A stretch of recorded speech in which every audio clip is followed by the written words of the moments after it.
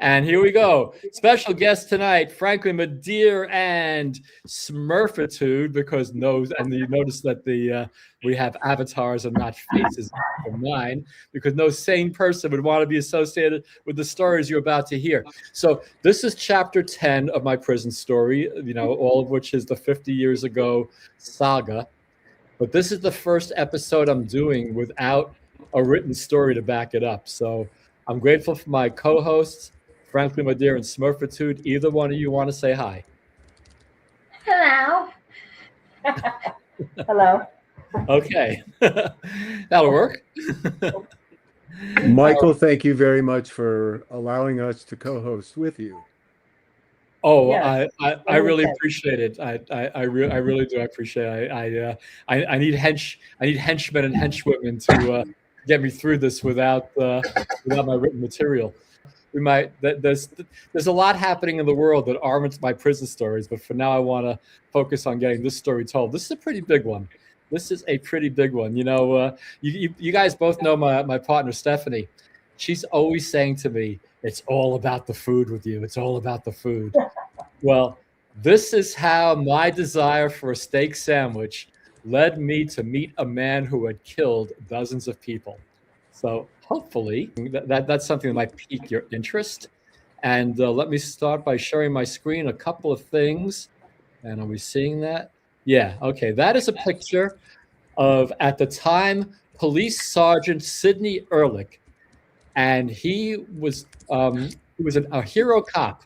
And he was responding to a domestic disturbance and got stabbed. And that's him in the hospital with his favorite nurse. And that was 1964. And then I want to cut 3 years ahead of that.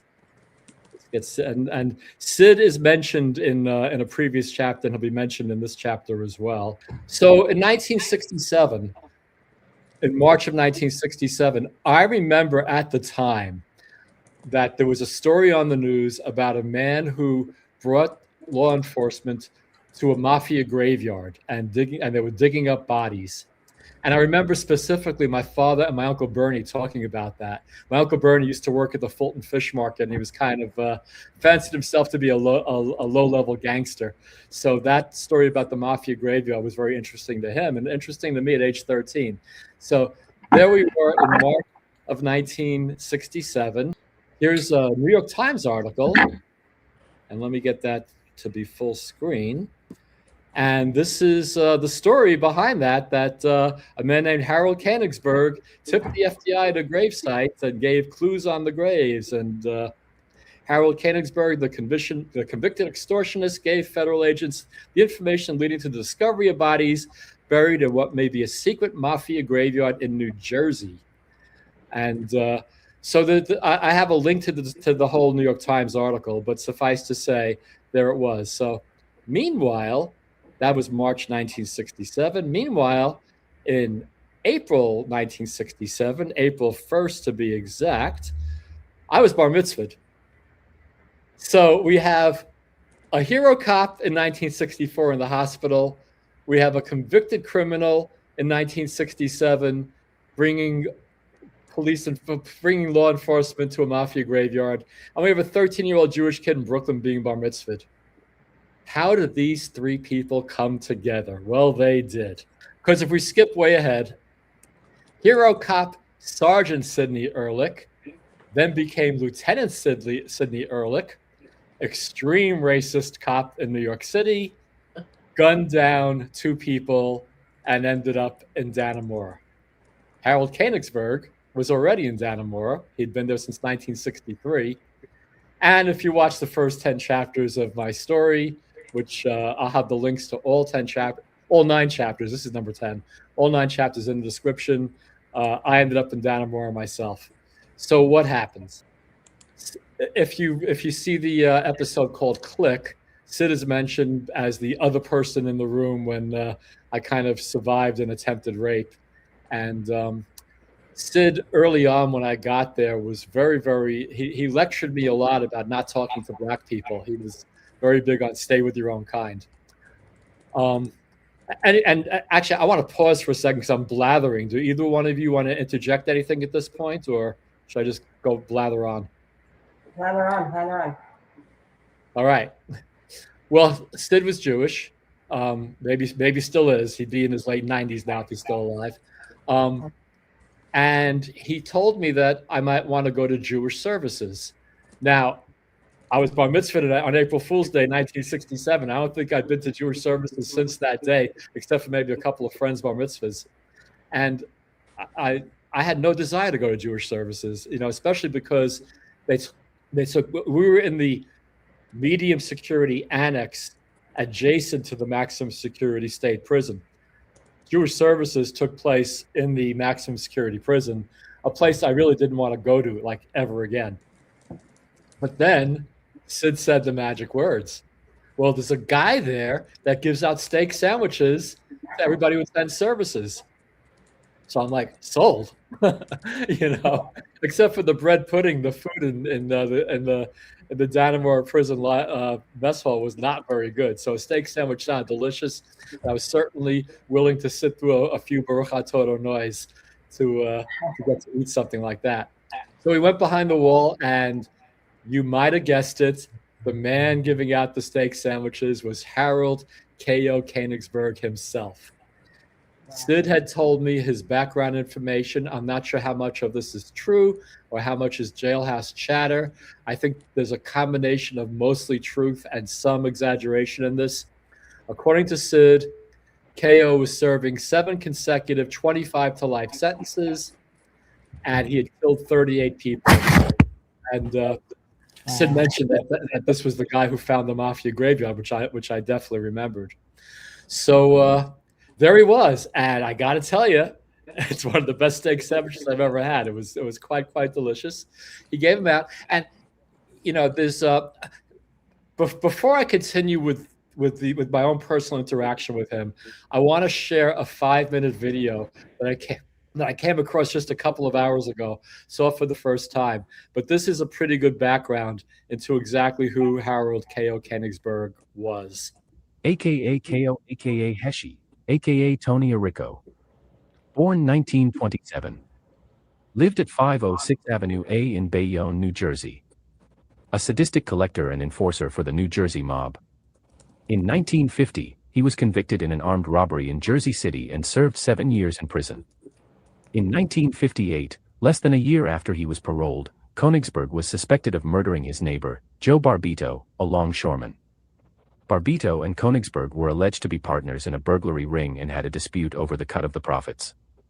Koenigsberg was captured because he had stolen a commuter ticket from the stolen car where Barbito's body was dumped. When Koenigsberg tried to cross the Lincoln Tunnel the next day, the card signal was activated and he was arrested.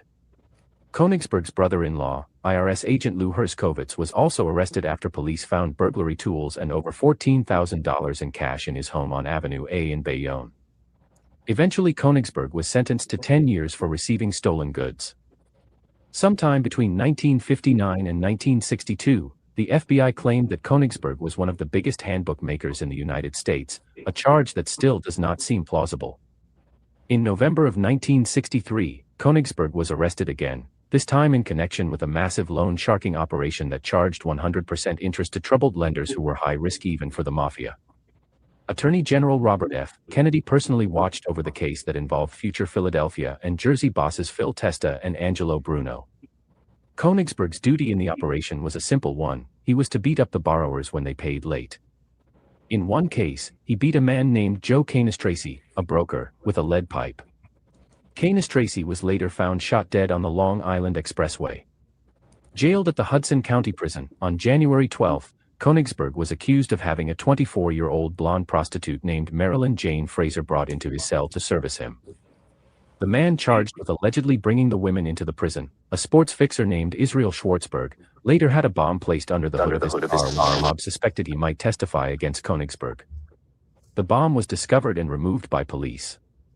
During his extortion trial, in which he faced a possible 175 years in prison, Koenigsberg, calling himself Lawyer Koenigsberg, fired his lawyer and made several attempts to cause a mistrial by screaming at the judge. "Speak up there, judge, I'm no lip reader," he yelled, You're acting like the jury and the prosecutor and the judge, aren't you? So I'll tell you what to do, Judge. You listen to me. You'll learn something, and don't tell me when I'm through with a witness, I'll tell you. In fact, don't help me at all. Save it for Christmas. Unfortunately for Koenigsberg, who acted out in front of a jury, he offered them some of his orange juice. The judge saw what he was trying to do and remained calm, because as the judge told the gangster, I don't want to err, in his 4-hour summation, Koenigsberg recited the preamble to the Constitution and blessed the jury, and your families, just in case. Former heavyweight champion Joe Louis sat with Koenigsberg's wife and 3 children. The gangster won a surprise victory when he was acquitted of one of the 10 counts against him. Then the jury deadlocked and was dismissed. Eventually, he was sentenced to 2 sentences total of about 40 years. In 1976, Koenigsberg was indicted with Mafia Teamsters bigwig Tony Provenzano and Sal Bergoglio for the 1961 kidnap murder of Anthony Castellito, a New Jersey Teamsters official. Most of the information in the case came from Sal Sino, a close associate of Provenzano's who turned state's evidence. Sino said that he watched Koenigsberg strangle Castellito, whose body was never found. While they were burying the body in the woods in back of Castellito's home, a neighbor named John Madratowski drove down a nearby road and, hearing digging sounds from the woods, called out to Sino and Koenigsberg, who told Madratowski he and Sino were looking at property in the area to build a house and were checking the soils. Madratowski, a house-building contractor, then took the 2 men on a half-hour tour of the area, showing them potential building sites. Provenzano and Koenigsberg were eventually found guilty and sentenced to life in prison. Harold Koenigsberg died in 2014 at age 89 at a Florida retirement home where he bullied other residents and paid off the staff for special privileges. He had been paroled to the assisted living facility in 2012. One resident said nobody liked him. To say he was pushy is putting it mildly. He didn't get along with anybody. He told me to shut up more than once. There's who he was. I did not see that side of Harold Koenigsberg. It's really interesting. You know, my experience being locked up, I met a lot of people locked up, and I heard a lot of stories when I was locked up. And the thought of meeting most of the people that I was locked up with, living together 24/7, of what it would have been like if I met them out in the street is kind of scary. I did not see that side of Harold Koenigsberg. I think his motivation, I think what he wanted to do, he wanted to be the guy who took care of everybody. So he'd pass out these steak sandwiches, and he was interested in my story. I told him my story a couple of times, and he listened with great engagement, which I'll get to in a minute. There was one incident where a guard saw us eating our steak sandwiches and had an issue with it, and he came in like he was seeing it for the first time, and maybe he was, and he was horrified. Harold got up, beckoned to the officer, you know, put his arm around his shoulder, and they walked out of the room. And Harold came back a minute later and said, everything's fine, enjoy your sandwiches. Who knows what transpired there, but obviously he, whatever he might have done or whatever reputation he gotten among the gangsters for leading law enforcement to the mafia graveyard, obviously that's a no-no in mafia culture. He was still Mr. Kitchen. He was a very well-respected man. Anyway, the video said he was facing 175 years in charges. That matches what Sid said about the 7 consecutive life sentences. And but while a few weeks into this, maybe I'd been to 4 or 5 services and eaten 4 or 5 steak sandwiches. He had to go to New Jersey to face new charges. Probably that whole Tony Pro case. By the way, if you saw the movie The Irishman, Tony Pro is Jimmy Hoffa's big rival and the guy who probably has him killed. So Tony Pro was a real person, obviously. Anyway, Harold had to go to New Jersey to stand trial. Why in the world? This is your taxpayer dollars at work. The man is already doing 7 consecutive 25 to life sentences, and now they want to put him on trial for new charges. Whatever. So Jewish services happened, and we knew it was the last day he'd be there, and we knew it would be the last time we'd see him for a very long time, if ever. And when services were over, he came over to me and put his arm around me, just like he put an arm around the cop, and he put his mouth close to my ear, and he said the following following words that I have never forgotten. He said, "If I ever see you here again, if you make your mother cry again, I will pluck your legs out like stems off of grapes." Exact quote. I never saw him again. And, I just watched that video. We all just watched it. It said that he was put in assisted living in 2012 and died in 2014. Oh, boy, do I wish I would have known that. I absolutely would have visited him in assisted living and thanked him for the steak sandwiches. And maybe brought him a cheeseburger or something. Who knows what? But as you heard in the video, he was starting to threaten the other people in there, and I think he was kicked out. Anyway, so that is my Harold Koenigsberg story, and I used AI to research a lot of this. And I'm not sure if we're segueing into another conversation, but I had a fascinating conversation a couple of nights ago about AI. But before I possibly drift into that topic, I want to put closure to the story because I'm trying to keep this kind of fluid. Any comments, Frankly or Smurf, about the story you just heard, or are we going to say the words? This Harold Koenigsberg fellow, I feel like I'm missing a backstory because as you describe him and as the people around him describe him, I noticed things like sounds like he had opportunities, like he could have been involved in property development, shipping, building, seemed to have been mention of reputable family ties. And here he is. Well, first of all, his name is Königsberg. Königsberg is a very quaint Prussian town that produced the philosopher Immanuel Kant, who wrote all these great treatises on metaphysics and ethics. So when I just sort of look at his name and hear about some of his connections, I kind of anticipate that he'd be kind of a cool guy.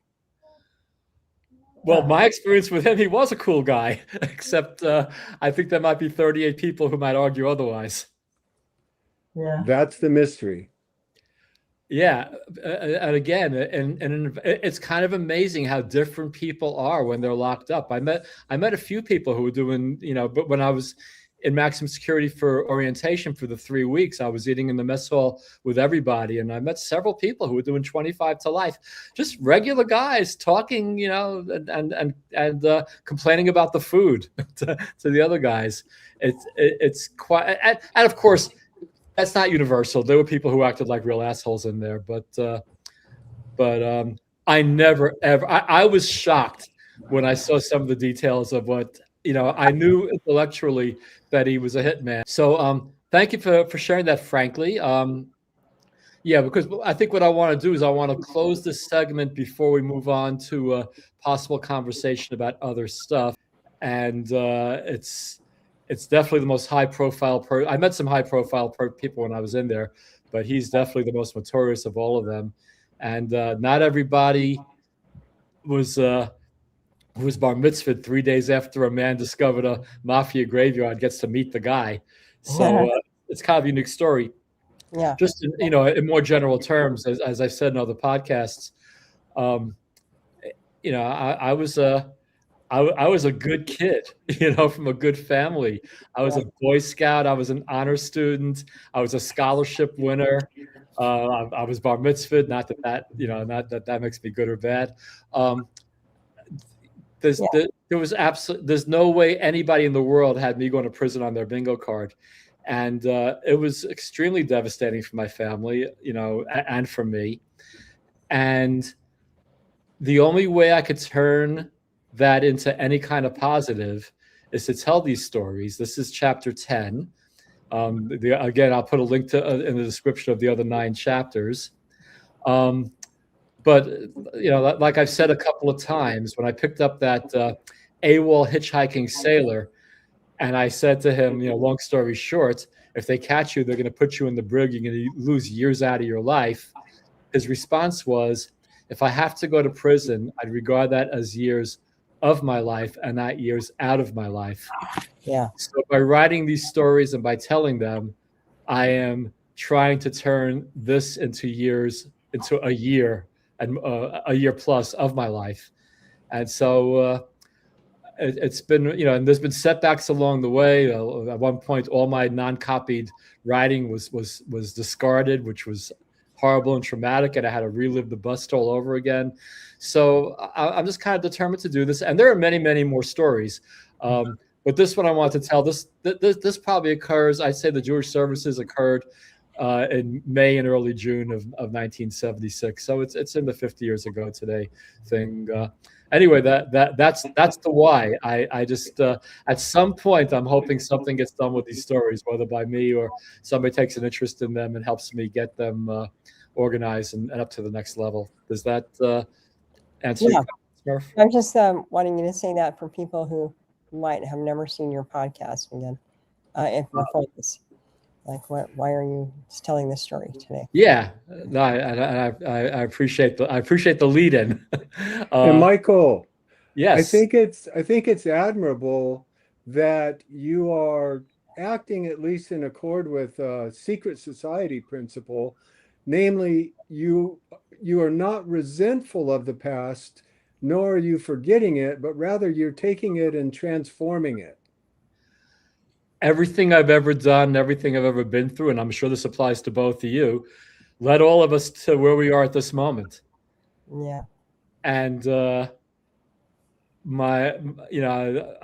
met this woman in Seal Beach 11 years ago, and she taught me how to not mutate, but how to transform my victimhood into gratitude. And I got to tell you, gratitude tastes a whole lot better than victimhood. So I'm very fortunate to have my life where it is right now. I wouldn't mind being 20 years younger or 20 pounds lighter, but outside that, I have no regrets. And and frankly, Madir, we both know that there's no point in regretting the past. I think an attitude of gratitude is like wearing slippers instead of trying to carpet the whole world. There you go. That's a nice way to say it. Wow. Oh, and technically, for the record, if you were born before 1965, you are a boomer. Okay. Well, in that case, on 3, let's all say the words. Hopefully, Smurf has watched enough of these podcasts. Actually, let me bring in a friend of mine to talk about how I close these things. Boomer, yeah. I love it. There are tons. But what I said was, for another time, I appreciate your feedback on my stories. But for now, and until next time, capital letters, the boomer has Blathered. And Brock said, haha, the boomer has blathered is a hell of a sign off. I love it. I mean, God, how do you not love Brock?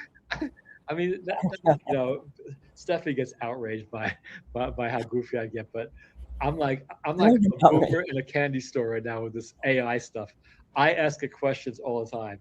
And for Grok to give me kudos on my sign-off line, wow.